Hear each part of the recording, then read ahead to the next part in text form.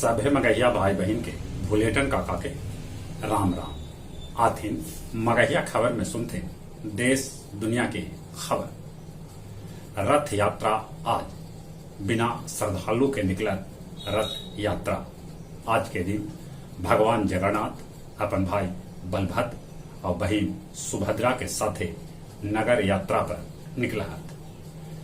उन्हें चांद के होलक दीदार 21 तारीख के मनावल जाए अपन देश में बकरीद। जनता के दरबार में बिहार के मुख्यमंत्री नीतीश कुमार आज से हाजिर होता। मोबाइल ऐप से करल जा सका है जनता दरबार ले आवेदन।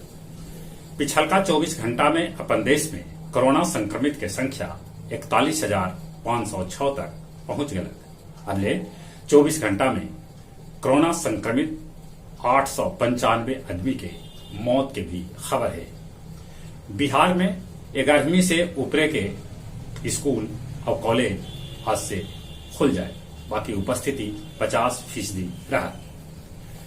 पंचायत चुनाव के दरमियान 2 लाख मतदान कर्मी सभे के भेटाए कोरोना किट। शहरी निकाय में वार्ड के सीमांकन के काम शुरू कर दिलक है। कहे से कि 117 गो बिहार में नया निकाय बनावल गेल है, त कैकन निकाय के सीमा विस्तार कैल गेल है। दिल्ली के पीवीसी के करीब 12 गो गोदाम में भीषण आग लग गई। 40 गो दमकल के गाड़ी आग पर काबू पा रहलन है।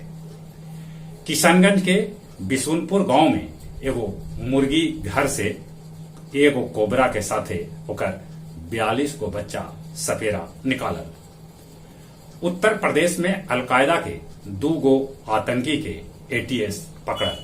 उन्हें कोलकाता से 3 गो जमात उल मुजाहिदीन के आतंकी धरैलन। मध्य प्रदेश के छतरपुर जिला के महुआ झाला गांव में करंट लगे से एक के परिवार के 6 आदमी के मौत के खबर है। सभे एक दूसरा के जान बचावे में अपन जान गवा दिलक। आकाशीय बिजली माने ठनका गिरे से उत्तर प्रदेश में 41 तो राजस्थान में 20 आदमी के मौत के खबर है। अंतरिक्ष में सैर के पहला उड़ान सफल रहा। वर्जियन ग्रुप के संस्थापक रिचर्ड्स ब्रेसन समेत 6 लोग अंतरिक्ष के सैर कैला के बाद वापस धरती पर लौट अलन। अफगानिस्तान सीमा के बंद कर दिलक पाकिस्तान। तब भारत कंधार दूतावास से अपन 50 गो कर्मी के वापस देश बुला लेलक। काबुल में दूतावास खुला रहा। अमेरिका के कैलिफोर्निया के जंगल के आग बूते के नाम न ले रहा है, वो आव धधक रहा है।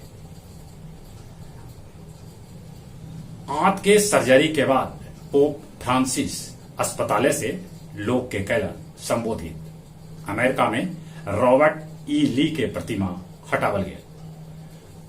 पाकिस्तान के सिंध प्रांत में सामूहिक रूप से 40 गो हिंदू के धर्म परिवर्तन कैल गए। गया जिला के 24 प्रखंड के 260 पंचायत में आज हो रहा है शिक्षक नियोजन के काउंसलिंग। भारत विकास परिषद गया के गायत्री शाखा कोरोना वायरस सभे के कैलक सम्मानित।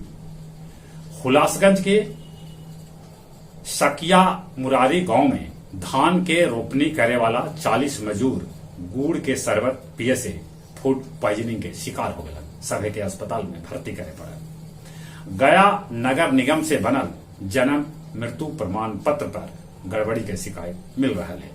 अब कुछ खेल के समाचार। यूरो कप में इटली इंग्लैंड के टाई ब्रेकर में 3-2 से हरा दिला। पहले दोनों के बीच मैच 1-1 के बराबरी पर छूटल। अतिरिक्त समय में दोनों में से कोई टीम गोल न कर पौलन, तब फिर टाई ब्रेकर के सहारा ले लिया।